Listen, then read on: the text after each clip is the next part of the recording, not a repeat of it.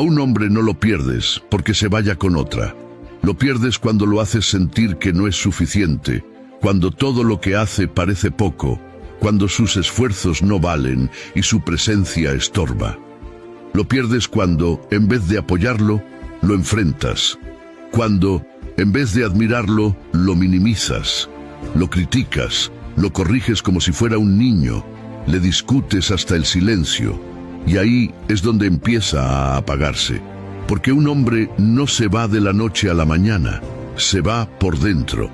En cada desprecio, en cada palabra hiriente, en cada vez que lo haces sentir que no es valorado.